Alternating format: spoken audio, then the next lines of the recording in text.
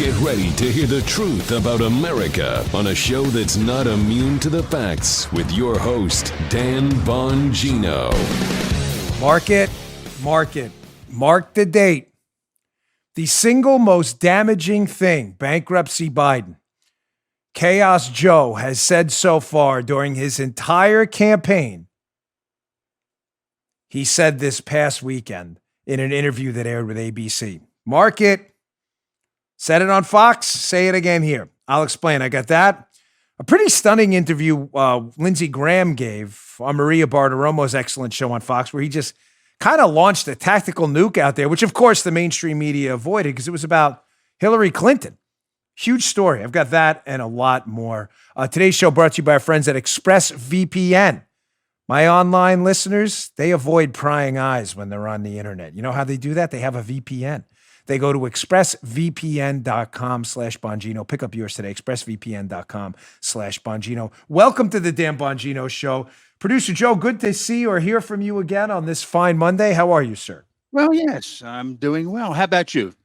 Yeah, we're doing okay. As I was explaining to you, we had we're going through an interesting thing in my house. Nothing major, no emergency. I tell my audience everything, but a little bit of a hiccup. We had some plans this week. We got a nice invite to something that we may have to turn down. And by the way, it's our anniversary this week. Paul and I have been together like 50 years. Happy anniversary. And yeah, thank you. That'll be this week. So we're going to, it's been a long time. Well, I've been again. She doesn't look nearly that old. But, Duke Cannon will come in handy this weekend. You know the Duke. It'll be date night. So, all right, let's get right to it. Today's show brought to you by my friends at Brick House Nutrition. Now more than ever, as you all know, it is critical to maintain a healthy diet and immune system. That's why we take Field of Greens to this house. We love it.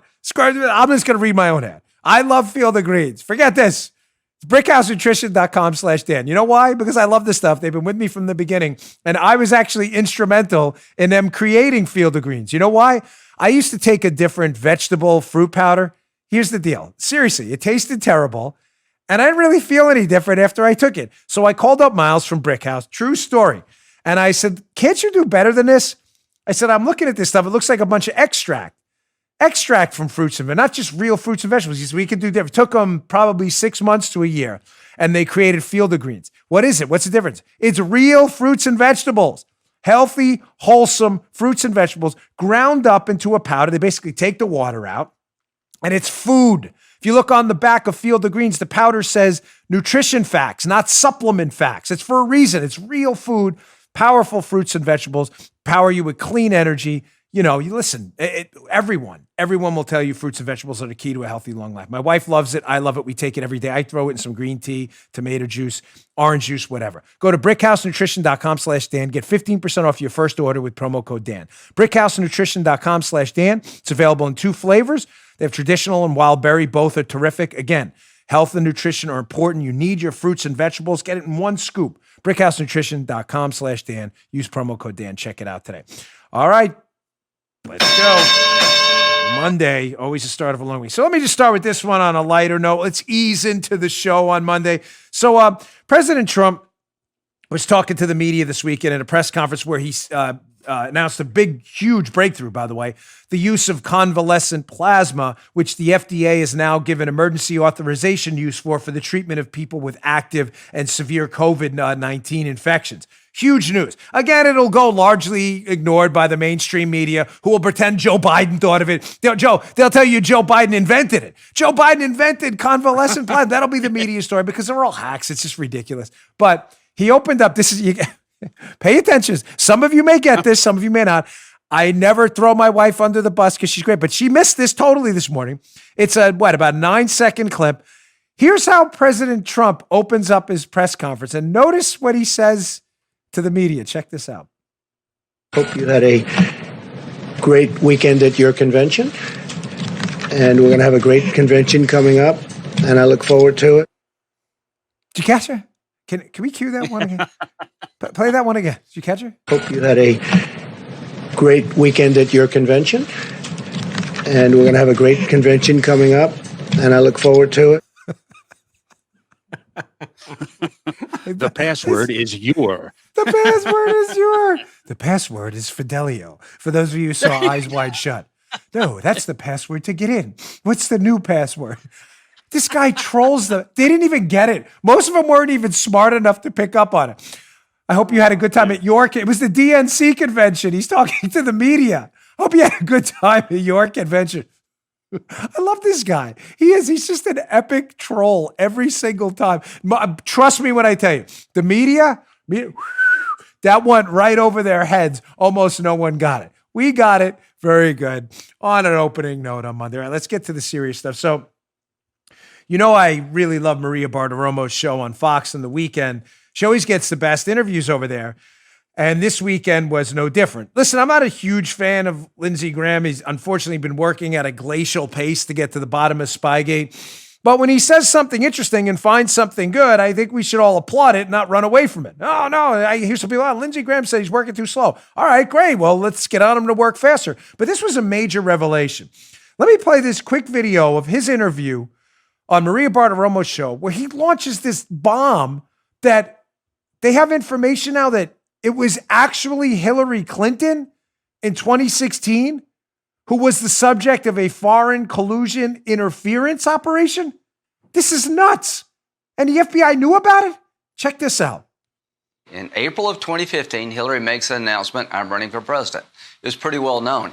In March of 2015, the FBI finds out about a plot by a foreign government to lobby her campaign and funnel millions of dollars into the Clinton campaign illegally.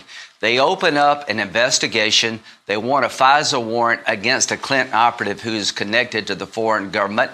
What happens? The FBI seventh floor says, we're not going to let you get a warrant until you defensively brief the Clinton campaign.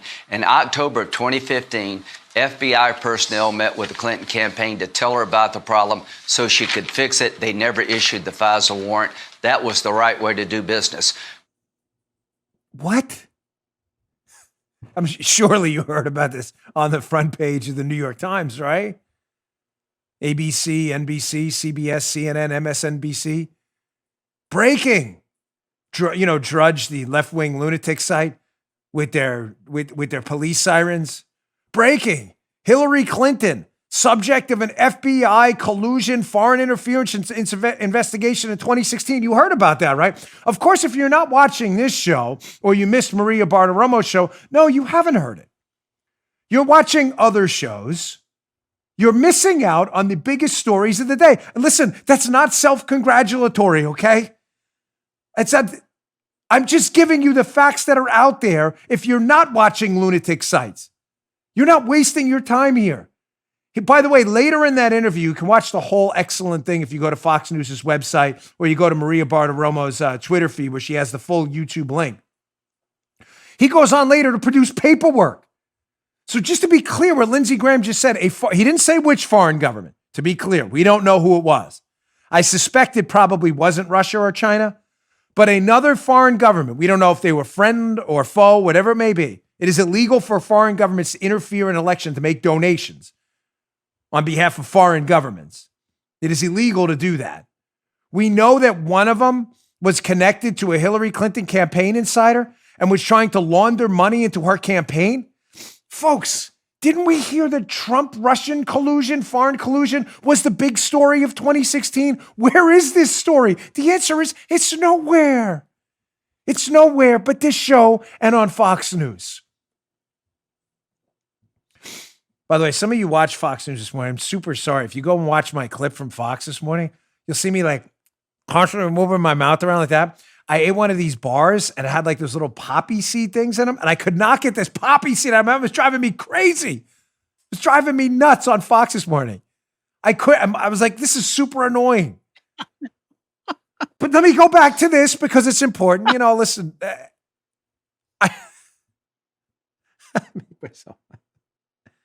The double standard here is absurd. So I'm trying to list a bunch of other double standards, right? The first one's obvious. We've heard from the media for 4 years that Trump foreign collusion, Russian collusion, Ukrainian collusion was a huge story.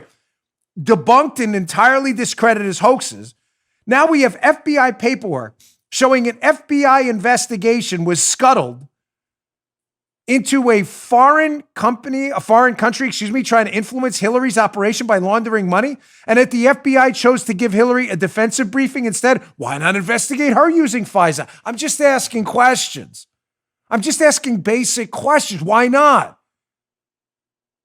You investigated Trump using the Foreign Intelligence Surveillance Courts and spied on him based on a PP dossier that was a documented falsity, was a fake, was a fraud. Yet you had real information that a foreign government was trying to influence Hillary Clinton's campaign, and you chose to give her a briefing and warn her about it instead and just moved along? You want another double standard here? So Hunter Biden, we know, has inked business deals, Joe Biden's son, business deals with China and companies in Ukraine where he has profited the hundreds of thousands, if not millions of dollars. Hunter Biden Right. inked them, inked deals, meaning signed them for the liberals listening. Yet the investigation early on centered on Don Trump Jr. and the family for a Trump Tower in Moscow that never even happened and never got past a phone call stage. No ink, no deal, no talk of a deal, but that's a big scandal according to the left. But the actual business deals where checks were cashed for Joe Biden's kid, that's no big deal. Again, that's up there as to why Hillary Clinton got a defensive briefing about a foreign influence operation on her campaign the FBI knew about, but Donald Trump was spied on based on a PP tape that didn't happen. We all know, of course, Mike Flynn was charged with lying by the FBI about sanctions he was never asked about. And despite the fact that the FBI told Jim Comey, the agents, that they didn't think he was being deceptive, kind of hard to lie when they don't think you're being deceptive, right? They said he lied about discussing sanctions. They never even asked him about sanctions. They asked him about expulsions. You can read the transcript yourself if you're a liberal having a tough time with, facts and stuff. But when Hillary Clinton's server network guy was asked about people from the Hillary Clinton campaign who called and told him to delete emails, he later admitted to lying. You must say, oh, of course he was charged, right? I mean, Flynn was charged for lying about sanctions he was never asked about, even when the FBI didn't think he was being deceptive. Definitely. Speak like the kids. The guy was definitely charged, right? With lying about the email. No, he was given immunity. Hillary Clinton's server guy. Justice is blind. Yeah, it is blind. Justice is blind to Democrats. Let me give you one more. Foreign collusion. Gosh, foreign collusion's terrible. Trump, he intersected with a Russian one guy. He had Russian vodka 6 years ago. Oh my God, who did he get it from? Story at 6. So now we know there's a foreign government trying to influence Hillary's campaign. We know that. The FBI knew that. Wrote the whole thing off, of course. Didn't bother to investigate her at all. Remember this story, too? I don't want you to forget about this one. Check out this Newsweek story. Foreign collusion, it's such a big deal when it's Republicans and it's fake. But when it's real and it's Democrats, it's not a story at all. Remember this gem from Newsweek? Newsweek, all the way back in 2015? Newsweek, the left-leaning, used-to-be media organization. Hillary Clinton's big benefactor has trade links with Iran. He does. Who's that? Well, as it turns out, one of Hillary Clinton's biggest donors to the Clinton Foundation was a guy by the name of Victor Pinchuk, a guy she tried to run away from later. Victor Pinchuk donated a lot of money to the Clinton Foundation. You know Pinchuk, the guy who sat on the Atlantic Council? The Atlantic Council that partnered up with Burisma, the company Hunter Biden worked with. Remember that? So big donors with this Atlantic Council where Jim Clapper, Evelyn Farkas, and others sat on the same Atlantic Council. The same Atlantic Council where the CrowdStrike CEO worked. Ladies and gentlemen, they all know each other. It's the whole subject of my next book, Follow the Money. They all know each other. Just follow the money. But not only that, foreign collusion. Remember, only a big deal if it allegedly involves a GOP guy and a PP tape that didn't happen. But when Hillary Clinton, their biggest donor to the Clinton Foundation, has these shady business deals with the Iranians, this is Newsweek, by the way. This isn't Bongino.com. This is all to be ignored. Let me quote Newsweek from 2015. Enemies of Hillary Clinton, waiting to discredit her bid for the White House, are likely to seize, here's Republicans pounce, are likely to seize on news that one of the biggest benefactors to the Clinton Foundation has been trading with Iran and may be in breach of U.S. sanctions imposed on the country. Oh my gosh, isn't that weird? Crazy how that happens. Big donor, Clinton Foundation, shady deal with Iran for a company he owns, Interpipe, where he's selling pipe over there. Weird. Weird how that influence operation works. Pinchuk, same guy who owns the company, big friend to Hillary Clinton, big donor Hillary Clinton, has shady business deals with Iran. Also hires a lobbyist, Doug Schoen. Doug Schoen then sets up meetings between a Ukrainian lawmaker who doesn't like Trump at all, Olga Bilkova. Sets up meetings with Bilkova and David Kramer. Remember him from the McCain Institute? And a couple of members of the National Security Council, where the whole Ukrainian fake impeachment thing originated from. Ladies and gentlemen, if your head is spinning, just know this, it shouldn't. These people all know each other. They have been committed to taking down Trump from day one. And if you just follow the money, you'll see it's all big one foreign collusion scheme with Democrats like Hillary Clinton and her foreign partners to take down Trump and create lies so that her friendship with this guy supplying pipes to the Iranians is never uncovered.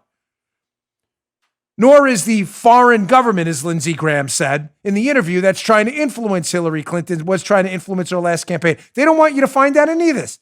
So the very same people involved in the collusion with the Iranians and the shady business deals pay to send people over here to create fake stories about Trump so he won't uncover it. My whole book is this is literally, in the appropriate use of the word, the theme of my entire next book. If you follow the money, it's so obvious what's going on. All right, I got a loaded show for you. Let me get to my second sponsor because I want to motor through this with Biden, who now you see why they're hiding him in the basement. Because every time Joe creeps his head out of the basement, here I am, he says something so stupid, it sabotages his own campaign. Stay in the basement, seriously. Here's some advice for you. Terrible. All right, today's show also brought to you by our friends at Tommy John. Hey, you want to know the secret to staying sweat-free this summer? Tommy John's ultra breathable underwear and bras. They have a range of summer-ready, breathable options. But their cool cotton underwear for men and women is like having your own on-body AC. Rocking the Reds from Christmas. I was checking. I wear Tommy John's all the time.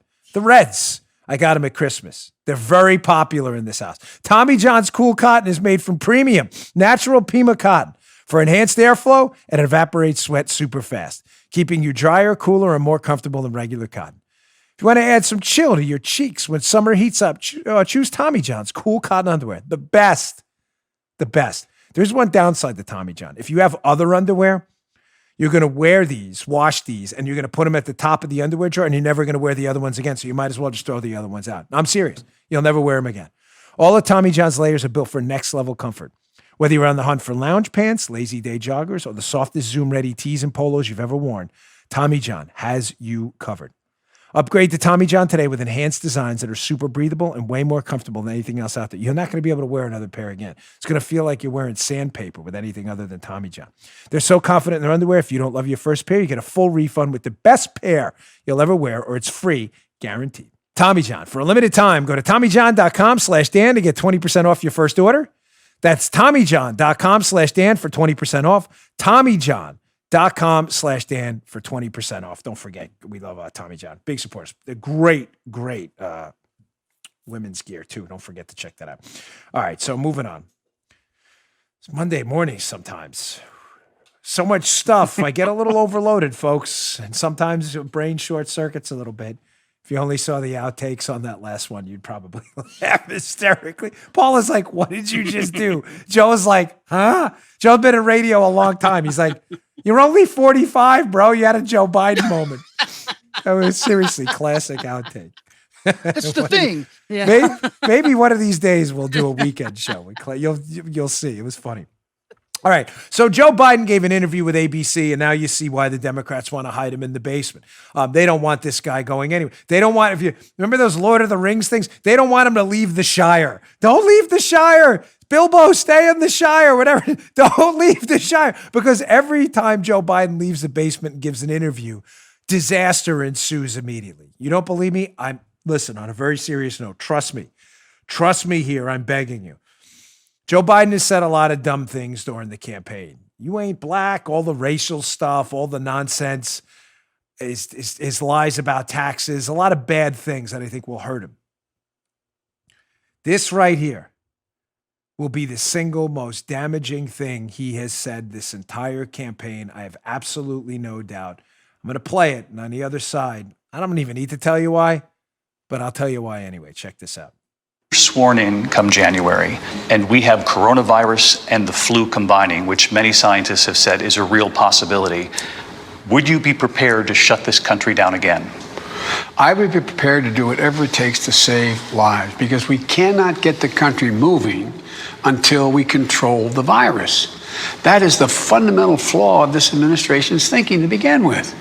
In order to keep the country running and moving and the economy growing and people employed, you have to fix the virus. You have to deal with the virus. So if the scientists say, shut it down? I would shut it down. I would listen to the scientists. Folks, I cannot emphasize to you in strong enough terms how destructive this is going to be to Joe Biden. One, we knew that's what he would do because Joe Biden is an empty slate.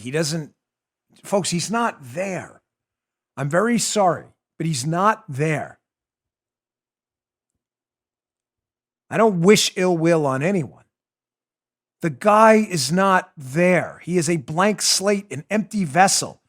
He is a blank canvas that Bernie Sanders, AOC, and other radical leftists he's chosen to surround himself with. It's not me giving you a talking point, are going to paint on that canvas whatever they want. And what they want, I promise, is not going to be what you want.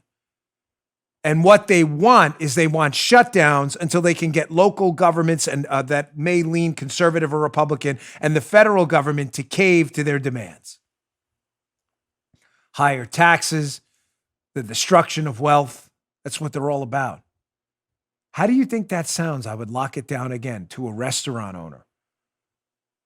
An athletic, say some athletic team that just got back on the field. How do you think that sounds to a local hardware store owner who just got his door open again, is barely, maybe he's slightly in the black now after being in the red for 3 months of this plague disaster imposed upon us? You're going to lock it down again? I'm telling you right now, on the fence voters, this will be, mark that date. This will be the single most destructive thing Joe Biden has said so far. Now, I've got an article coming up later. It's an important one from the UK Daily Mail showing how these lockdowns are basically a disaster. There's no evidence that they've done anything to improve public health. There's not even a lot of evidence they've done anything to stop the stem of the coronavirus spread. No less improve public health overall. I've got an article from there comparing it to Sweden. I'm going to get to later. It's important. I want to throw some facts in there too. You know, facts, something liberals have an allergy to. How we've seen cardiomyopathies, substance abuse, depression, threats of suicide, cancer diagnoses going undiagnosed, all because of these dreadful lockdowns. It gets worse. You know, I appeared on Judge Jeanine's show Saturday night, and I said to you, and I'll say it again, Biden's not a nice guy. Doesn't mean I wish ill will on anyone cognitively, because I don't. But I don't want to hear either how, oh gosh, Uncle Joe, the Scranton kid, Notre Dame Fighting Irish kid, Scranton kid, Scrappy Joe. He's not a nice guy. He's not a nice guy. He's a bad guy who's done a lot of really bad things. He has lied throughout his entire career. He is a serial plagiarist. He has been accused of plagiarism his entire life. He's been accused of lying his entire life. I got a video coming up in a minute, sped up. I'll play it in a minute. Hat tip, by the way. at Embrace More on Twitter, who gave us permission to use it. Thank you very much. But it's sped up. I got this submitted. The guy plagiarizes everything, including Joe himself. Even when Biden's not busy plagiarizing others, he's plagiarizing his own speeches because he's never had an original thought. He lied about being shot at in Iraq. He lied about being arrested going to see Nelson Mandela. He lied when he told everyone he marched in the civil rights movement. He did not march in the civil rights movement.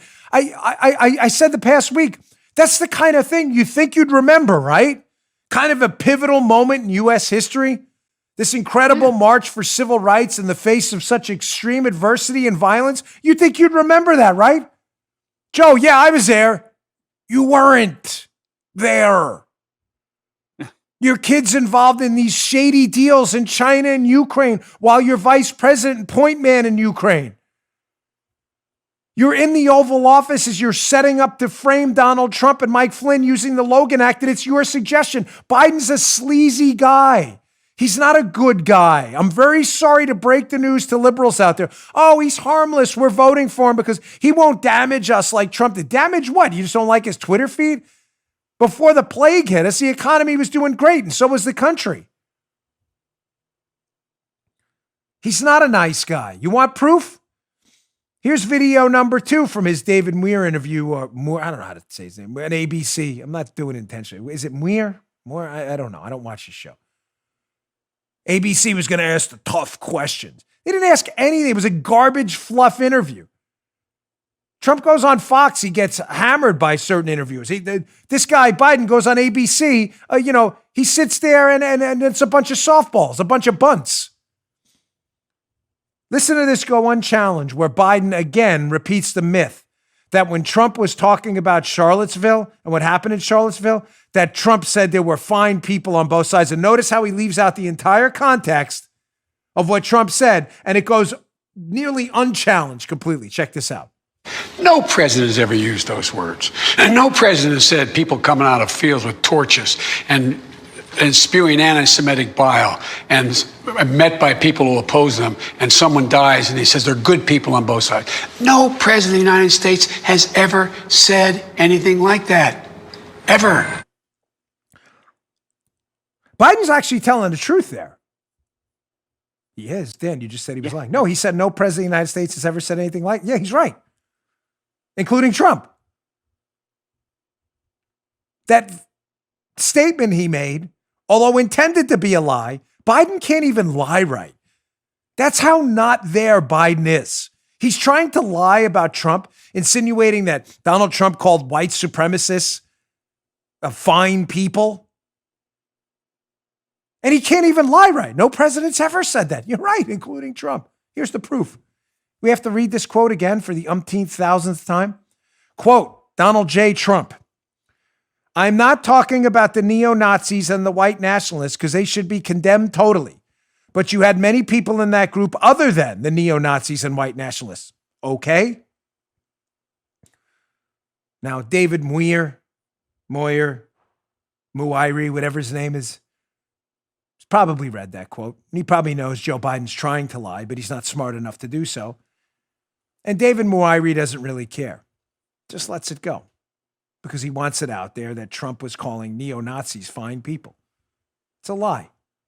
It's what Joe Biden does. That's the kind of person, human being Joe Biden is. A liar, a plagiarist, a serial liar, an opportunist, and a corruptocrat who has leveraged his political connections and positions his entire career to enrich himself and his family. A man with no skills other than lying. You don't believe me? You still think, oh, he's so wonderful and great. Oh, he's harmless. He's harmless. Scranton kid. The Scranton kid. Here's a video. Again, hat tip Embrace More on Twitter, who I saw this on his account. This may be a little tough for you audio listeners to follow a little bit, but not too bad. And if you want to watch the video, youtube.com/Bongino. It's a little over a minute and a half. This is Joe Biden. It's sped up intentionally. This is not, it's done this way on purpose because it goes on for a long time. The whole video is 5 minutes. We had to cut it. This is Joe Biden's speech at the DNC this past week with Joe Biden's speech years ago at the DNC. And you'll notice, again, it's sped up, that it sounds like the exact same speech, hitting the exact same points, because Joe Biden has never had an original thought in his entire life. Here's Joe Biden plagiarizing Joe Biden. Check this out. Barack Obama has worked his way up. He is the great American story.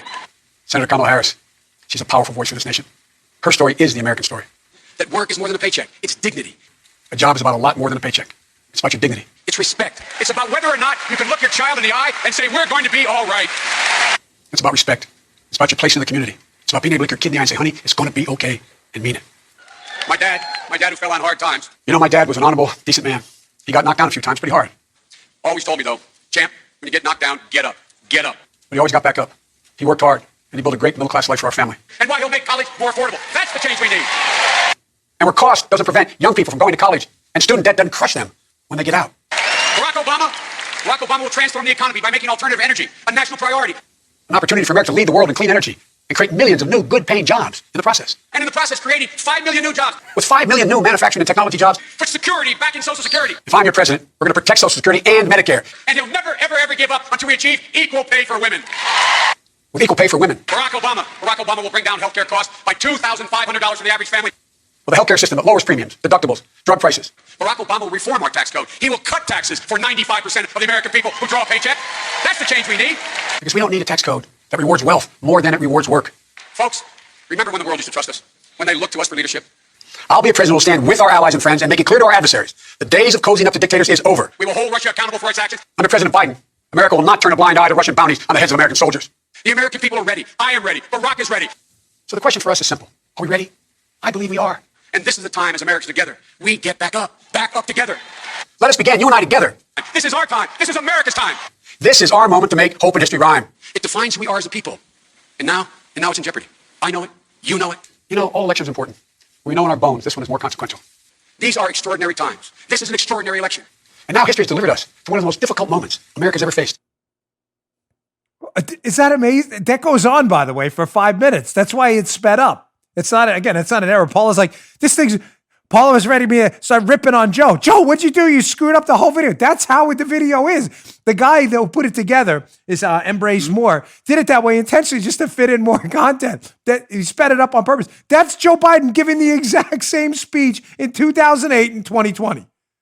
The same speech. It's not a joke. It's the same speech. This guy has never had an original thought. Say what you will about Donald Trump on the left. It is very, very difficult to catch Donald Trump ever giving the exact same speech twice. Why? Because he always goes off the teleprompter. Says what he means, because whatever's in his head, that's what he's going to say. Biden has never had an original thought in his entire life. That is devastating. Is it going to damage Biden? No, nobody actually believes Biden's had an original thought. But it is, again, more evidence that this guy is not, the Scranton kid. He's some kind of change agent. He's not. You're not a good guy. He's a liar. And he keeps repeating this myth that he's not going to hike your taxes. Only on people, that came up in the interview too, but in the interest of time. I'm not going to hike your taxes if you make $400,000 or more. That is not true. He's already threatened to repeal the Trump tax cut, said he's going to do it. And if he gets a Democrat Senate majority, he will. Meaning your taxes are going to go up by 3 to 4 percentage points because that's why they were cut with under the President Trump tax cuts. That's just a fact. He's lying. If you are a middle-class person in middle-class tax brackets, if you're in the lower income tax bracket, your taxes are going up on Biden. That's if Biden gets elected. That is a fact, a hardcore, documented, grinded into stone fact. Why do you believe this guy? He's saying contradictory things. All right, moving on. Let me get to my next sponsor. I got this Red State story by a writer I've become increasingly fond of over there. I don't know who it is, but I have a general idea. He goes under the nom de plume shipwreck crew, but some of his writing has been absolutely fantabulacular. That's fantabulous, fantastic, fabulous, and spectacular all at the same time. He's got an interesting thought on why John Brennan was interviewed by John Durham this weekend in Virginia. Don't go anywhere. Today's show brought to you by our friends. Also, our last sponsor today, iTarget. 2020's reminded us about the importance of self-reliance, as it ever. We've seen COVID, a lot of civil unrest. We're seeing it all the time. I got a video. It's going to disturb you later, too. It's bringing out the worst in a lot of people. You have to learn how to protect yourself, ladies and gentlemen, and properly train. The police can't be everywhere all at once. We know that. iTarget Pro is one of the best ways to dry fire train with your firearm at home using their proprietary app and their laser round. It's convenient, safe, and will save you a ton of money on ammunition. Plus, you don't need to wear a mask to use it. You don't have to go to the range. You don't have to be around anyone, folks. Dry fire training. You know what that is? It's when you safely unload your firearm. You check it twice. Always, of course, in a safe direction. And you depress the trigger on a safely unloaded weapon. You practice your trigger control, your sight alignment, your sight picture, your reaction speed, your ability to access your firearm from the holster. You can do that with a safely unloaded weapon in a safe direction in a safe place. It's called dry fire training. What's the problem with dry fire training? The firearm's dry. It's only you don't know where the round would have landed on the target. iTarget Pro has that solved for you. It will give you a laser round. It comes with a laser round and a target. It emits a laser. You'll now see when you're dry firing that firearm exactly where those rounds would have landed and how well you're doing. You overcompensating? You trying to adjust to the recoil of the firearm? You'll know. You'll see your rounds will go low. Right now, get 10% off plus free shipping with their offer code Dan. Don't let circumstances dictate whether or not you're going to train. Take back control of your life and your proficiency with your firearm with iTarget Pro. That's the letter I, by the way. iTargetPro.com, iTargetPro.com, iTargetPro.com. Use offer code Dan, get 10% off plus free shipping. All right, so as I told you, this is a writer I've become increasingly fond of. Writing over at Red State. What a good get over there. It goes under Shipwreck Crew. And I had this piece up at Red State this week. It's really, really good. A lot of the Spygate folks who are on Twitter and Parler and Facebook and on blogs as well find his writing to be really interesting, and I encourage you to check it out. Check out this piece at Red State. It'll be in the show notes, bongino.com/newsletter. That's the website to access the show notes. You can subscribe. We email you these articles every day, of course, always free. We strongly recommend you do that. Red State. John Brennan was put in a perjury trap yesterday, a completely legitimate one, by Shipwrecked Crew. What happened here? Well, ladies and gentlemen, if you've been following my show for years, you know John Brennan is the puppet master of the spying operation on the Donald Trump campaign. You have any doubt? Here's the key to this whole thing, because I get a lot of questions about Brennan, and understandably, in an hour show, if I don't do the whole show on Spygate, it is very difficult, given the details, to make everything seem and flow seamlessly. That probably is a more precise way to say it. I want to just give you a quick overview, because the overview matters. Why is Brennan in trouble? Because, ladies and gentlemen, Brennan has said under oath he did not see the PP tape dossier that they used to spy on Trump. He has already said under oath and multiple times on the air that he did not see the contents of the PP dossier until December of 2016. Ladies and gentlemen, that is impossible. He is lying. How do we know he's lying? Because he briefed members of Congress and the Senate in August of 2016, before December, when he says he saw the dossier, about what? About the dossier. This is not hard to understand. Forget the details for today. I just want to give you an overview so you understand why the interview this past week of John Brennan by the investigator into the case, John Durham, the AUSA who's looking into this whole thing on behalf of the Justice Department, is so troubling for Brennan. Is he going to wind up in handcuffs? I have no idea. I'm out of that game. I've been disappointed a million times. I'm simply telling you what the problem is, and the problem he's going to have to deal with is if the Justice Department does something about it, I can't control that. But he is in real trouble.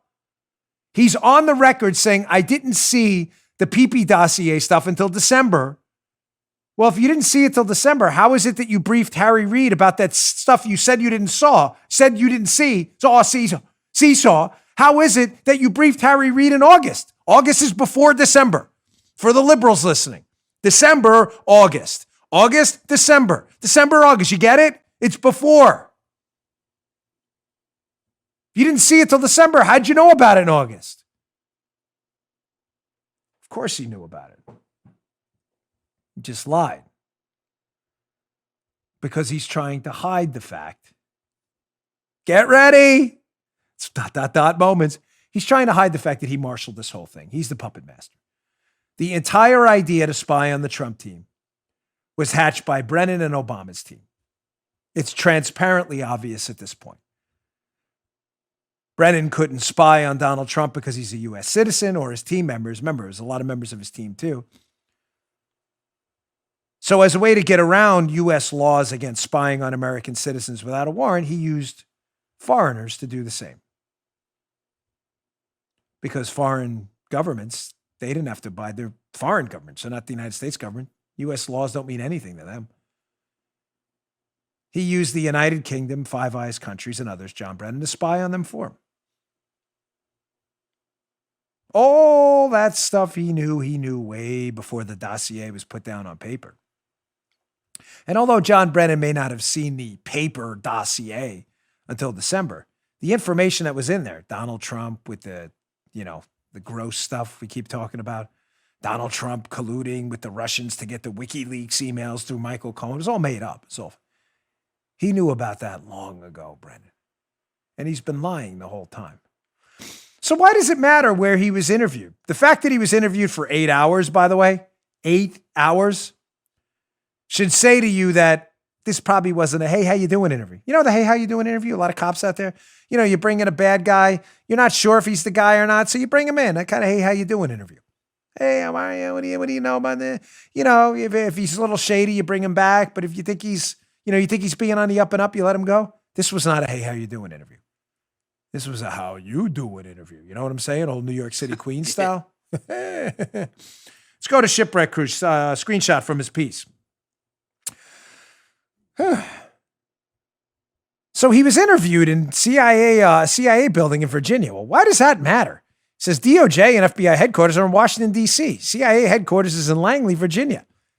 He says if you're geographically challenged, you can read the distinction as United States District Court, District of Columbia versus United States District Court for the Eastern District of Virginia. Oh, why would that matter? It goes on. Because if John Brennan offered any false answers to the investigators' questions during the interview, the venue for that false statement crime charge is the Eastern District of Virginia, not in D.C. federal court, which would likely be packed with a bunch of Trump haters, which we've seen before. I don't know that's the motivation, but based on prior work by shipwreck crew at Red State, that's a pretty interesting thing to throw out there. Hey, we'd like to talk to you in Virginia. They should have flown him out to Wyoming and talked to him there, where you get honest people on a court. Listen, you can still get honest people in the District of Virginia. There's ways to filter out people who are biased, who admit it, but it's tough. You want to be, in a district that has 90% of people can't stand Trump, or you want to be in a district where you're going to get a 50-50 shot at justice. Interesting. Is that why? Another thing. So after the interview, some Nick Shapiro guy starts tweeting out as if he has access to Brennan. Interesting that Brennan didn't tweet anything out after the interview. Did you notice that? He used some kind of a spokesman. This guy, Nick Shapiro, is like, no worries, folks. Johnny B. Brennan is not a target and not a subject. How do you know that? Are you really sure of that? Because I noticed Brennan didn't tweet that out. He was interviewed for 8 hours, folks. You think Durham doesn't know what I know? He knows a lot more, I promise you. You think Durham's team isn't asking him, how is it that you knew about that information you told Harry Reid in August of 2016 that was in the dossier, but you said you didn't know about the dossier till September? How exactly did you get that? By the way, any false statements, we will charge you. Fascinating how Brennan's determined through this spokesman Twitter guy, Nick Shapiro, that I was not a target or subject at all. Another part of the Red State piece here, which is interesting. He says, third, this is the author here, Shapiro's statement, talking about this guy, Nick Shapiro, his statement claims that Brennan was told by Durham that he is neither a target nor a subject, that he's only a witness to events under review. He says, maybe that's true, but it doesn't sound true to me. Again, this is the author talking. And the statement does not say that comment was made to Brennan yesterday before the interview took place. Fascinating, isn't it? When was that said to him ever? Or was it said to him a long time ago?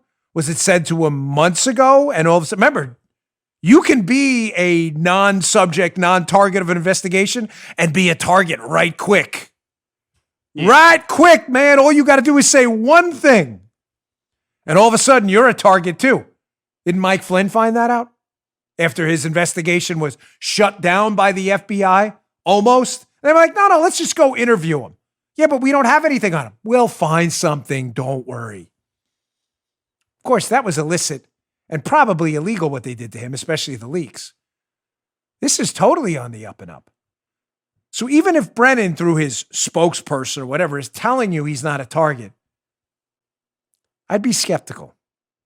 Hugely skeptical of that little snippet of info. All right, a lot more to get to. Interesting article in the UK Daily Mail, shifting gears a little bit about these lockdowns. I want to kind of go back and forth and fit a lot of stuff in. But, Biden wants to lock it down again, of course, because that's what Biden does. He's, again, an empty vessel for stupid policies. So if the first bankruptcy didn't get you, don't worry, folks. Bankruptcy will definitely get you next time when bankruptcy Biden takes over the economy, God forbid, in January of the coming year. Now, how effective were these lockdowns? They were just spectacular because, as we can see, Sweden, that did not lock down their economy. Did you know that? Their schools stayed open. They encouraged distancing and hand washing, but their businesses stayed open. Their shops stayed open. Did you know that? They weren't required to wear masks. Sweden was clearly a disaster, out of control. Joe, everybody's dead in Sweden, right? It's like 28 days later. I'm wrong. Oh, Daily Mail article you can find in the show notes today. Daily Mail. We always laugh, right, Paula? The longest headlines ever in the day. It's a whole article. You don't have to read the article. That's a great part about the Daily Mail. This is the headline, right? Joe, you see it too, right? Yes. This is the whole headline. Yeah. No lockdown, no masks, no hysteria, no problem. Sweden didn't go into a corona coma, and it's living in glorious normality. Now, Dominic Sandbrook asks, is this proof we got it all terribly wrong? Dominic Sandbrook, the Daily Mail. Sweden did none of that. No lockdowns, just simple wash your hands, be cautious, stay away from sick people, isolate the elderly. We're not shutting anything down. If you want to wear a mask, go ahead. We're not going to mandate it. Listen, I'm not holding them up as some utopia. They had a pretty high death rate. They were not spared the deadly ramifications of the disease. But you would think that they didn't lock down, that this lockdown would have made Sweden some basket case for corona. And ladies and gentlemen, that's not the case at all. Look at this chart. For those listening on audio, this is fascinating. There's two charts here. One is the cases and one is the deaths. The top is deaths. You notice in April, and around April 24th, the end of April, beginning of May, the deaths from coronavirus peak. What happens after that? Gosh, no masks, no lockdowns, no schools. Clearly, it kept going up. Well, no, it wouldn't, because then I wouldn't have used the word peak. It goes down dramatically to the point now where Sweden's cases are down. I don't even know how to describe it. I don't want to say to zero, although it looks like it reached kind of a lower asymptote there, but damn close to zero in new deaths. Here's another one. Average coronavirus cases. So cases, not just deaths. Over 7 days in Sweden. Again, hits a peak and drops dramatically. Dramatically. Folks, they didn't lock down at all. Now, there's a fascinating piece in the Wall Street Journal today. I didn't include it in the show because it's behind a paywall. But just some quick takeaways so I'm properly crediting it. Here's some things that did happen in lockdowns. So we know it didn't make Sweden a basket case at all. They had deaths, they had cases, they still have cases. But yet their economy wasn't crushed, their schools stayed open, they're managing to survive. From the Wall Street Journal today, the Journal of the American Medical Association, respected medical journal, right? I think leftists and people on the right would agree. Identification of new cancers. Finding people's cancer cases early, down 46%, 46.4 to be precise. In other words, people who are locked down, not able to go to the hospital for voluntary procedures and for screenings, they miss the initial stages of their cancers. Some of them aren't going to make it because of that. Here's another one, Cleveland Clinic. Stress cardiomyopathy, up fourfold. The CDC, 13% more people are reporting substance abuse during these lockdowns due to depression. You want Biden in office again? You want more of this? Substance abuse, depression, cancer screenings down, food supply shortages, national bankruptcy, depression, suicidal ideation, heart problems, other illnesses going undetected. You want more of this? Lockdowns, no evidence you're going to get a result anywhere worse than if you didn't lock down at all and just took basic measures. Ladies and gentlemen, listen, a guy, an author I've respected for a long time. I disagree with somewhat on some things lately, but Nassim Taleb, who wrote the book, The Black Swan, I used to drive Joe crazy with. It's one of the best books I ever read. I was listening to him on a podcast not that long ago, and he's big into masks. That's fine. He makes a pretty good case. But he said, we already know how this thing is spreading. Super spreader events. And it's on the death front, it's killing people who are largely 55 and older with comorbidities. We know that. So if we isolate and protect people who are 55 and older, take extra measures with them, allocate our resources there, and put a hold on super spreader events, large indoor, not properly ventilated gatherings, we haven't solved the problem, but we've mitigated it without leading to substance abuse, depression, suicides, cancer out of control, and heart problems, killing off more people than if we wouldn't have just left the thing alone altogether. We know what works. Why are we not doing it? Because it's Biden and he doesn't care. He's catering to teachers' unions and other people who have anti-business, anti-free market interests who want to crush our economy to bring about a new liberal Democrat tomorrow where the government leads the way. It's not a conspiracy theory. Listen to Biden himself. Oh, yeah, I'd lock it down again. The scientist told me. Which scientists exactly? Scott Gottlieb, the panic guy, everything keeps touting these studies to get the studies he doesn't even read the details on. It's frustrating. All right, I've got a couple more stories to get to. Again, switching gears because it's Monday. Did you see this story in Breitbart? Folks, again, because it's Hillary Clinton, just like the story from Lindsey Graham, you like how we bookend that? Opened up the show with Lindsey Graham. Hillary Clinton may have been the subject of a foreign influence operation and money laundered into her campaign. Haven't heard anywhere in the media about that. Have you heard anywhere about this story either? Breitbart. Ghislaine Maxwell's nephew. Who's Ghislaine Maxwell, folks? Pop quiz. Yeah, Jeffrey Epstein's right-hand woman. Yep. You know Epstein.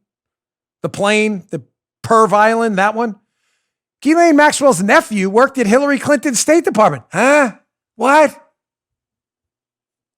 Imagine if that story was about Donald Trump. Imagine the story is reversed. Ghislaine Maxwell hires Donald Trump's nephew. That would be on the front page of every liberal media rag all over the globe. So Hillary Clinton's State Department employed, check this out. So this is from OK Magazine, right?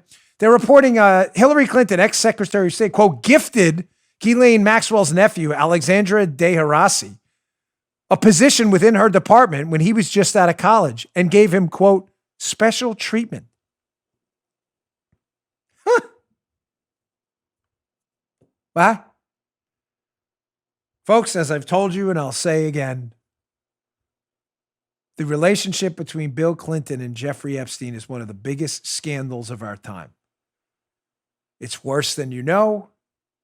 He has been on that plane, and he's never really answered questions, Bill Clinton that is, about what exactly went down on Jeffrey Epstein's plane with those girls. Girls.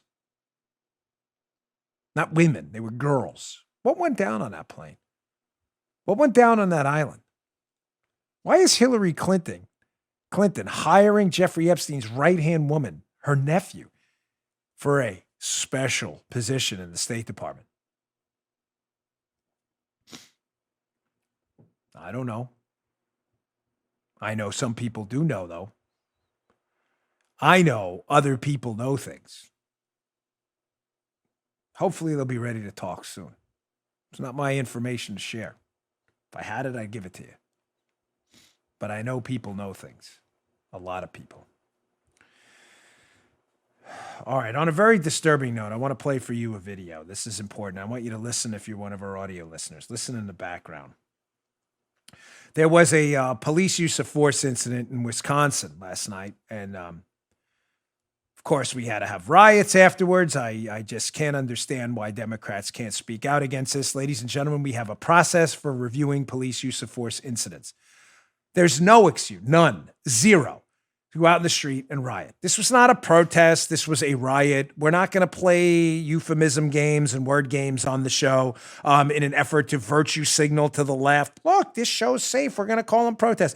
They're not protests when police officers get bricked in the head. Bricked in the head, what does that mean? It means exactly what it sounds like. When you throw a brick at a police officer in his head and you attempt to murder him. That's kind of an attempted murder, no? Brick, head. Not a ping pong ball, not a tennis ball. He can get hit with a Nerf, with a brick in the head. Now, caution to our viewers at home on YouTube. If you have children, this video is a little disturbing. The audio listeners, you can hear it, though, that afterwards, after this police officer in the middle of a riot after a use of force incident by police in Wisconsin, you'll notice that the surrounding crowd wasn't want to help the police officer. It's don't worry, mostly peaceful protest, right? They don't want to help the police officer. They're sitting there celebrating it. And some of them got to get out their iPhones and make sure they get it on video, too. Don't worry about that. It's just an attempted murder of a police officer on tape. Again, for those with viewing young eyes at home, young eyeballs, you may want to ask them to turn away for a minute. All right, check this out.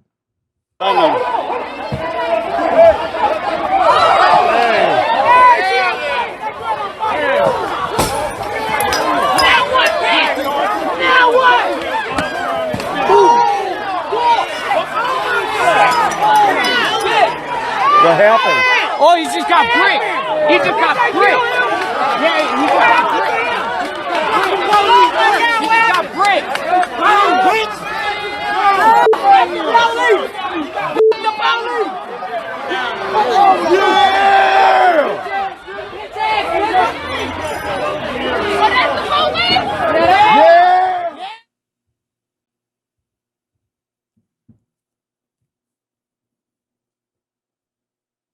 What the hell's happening to this place, man?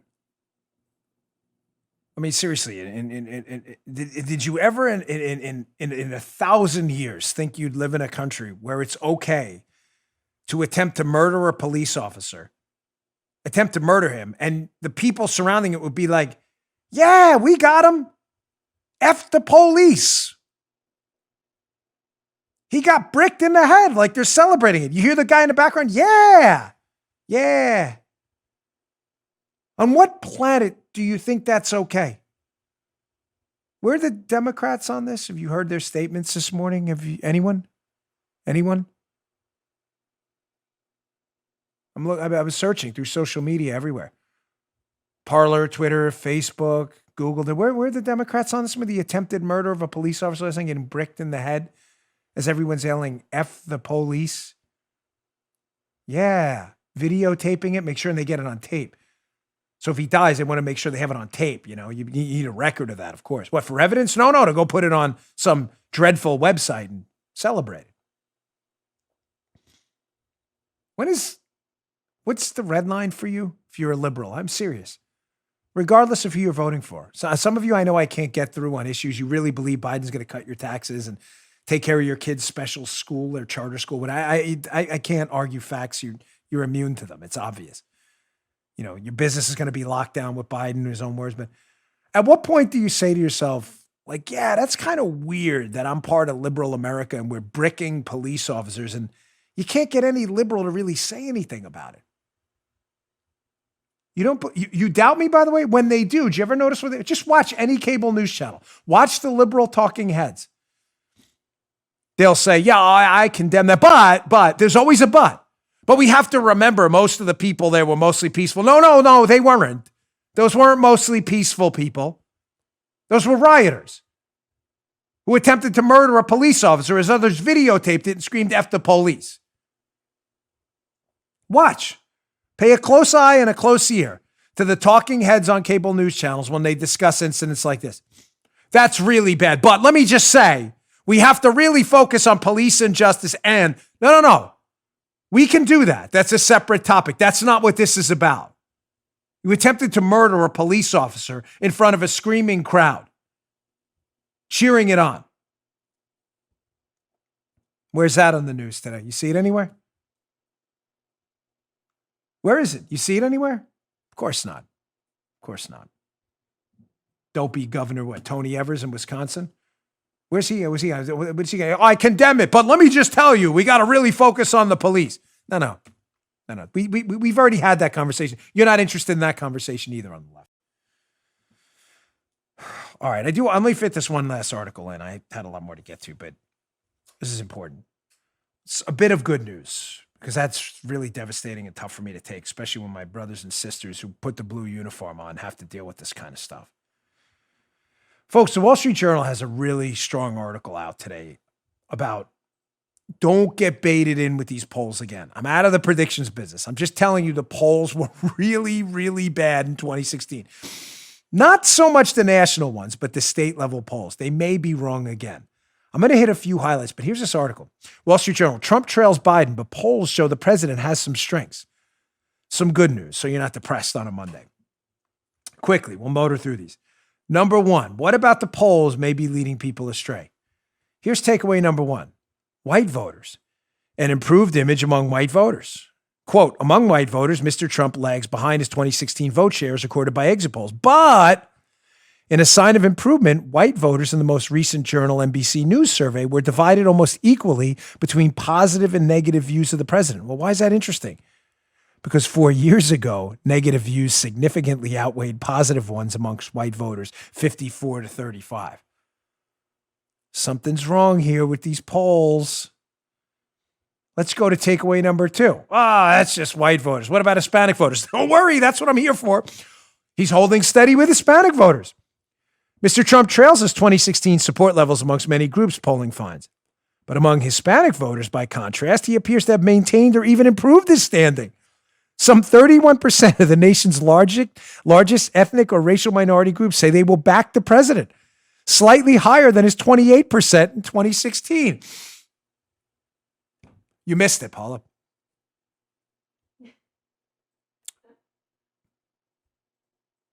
I'm just saying. White voters, Hispanic voters. Let's see where else these polls may be off. GOP loyalty. Check this out. There's rising interest among Republicans. Intensity and anger can drive turnout. Democrats sought to use their convention last week to unify voters who dislike Trump. But Trump has also boosted Republican intensity. This week's convention has the potential to raise it further. Listen to this, folks. Interest in the election has risen amongst Republicans in the past month and now matches Democratic interest. Some 85% of Republicans rate themselves as highly interested in the election, compared with only 83% of Democrats. I thought the Democrats had all the passion and fire on their side. Maybe you've been misled again. One last one. There's some up for grabs voters out there. You've heard from the media, they're definitely leaning towards the Democrats, right? You're up for grabs, haven't decided yet? Not so much. Check out this last takeaway. Quote, Wall Street Journal. Up for grabs voters lean Democrat? No, Republican. The Journal NBC News survey in July looked at voters who haven't ruled out either candidate, and they're in play. These in-play voters as a group have characteristics that suggest they're open to Mr. Trump and his party. Some 22% have a positive image of Mr. Trump. You may be like, wow, that's really low. While only 11% have a positive image of Mr. Biden, the July poll found. Come back to me again for the standard. Damn.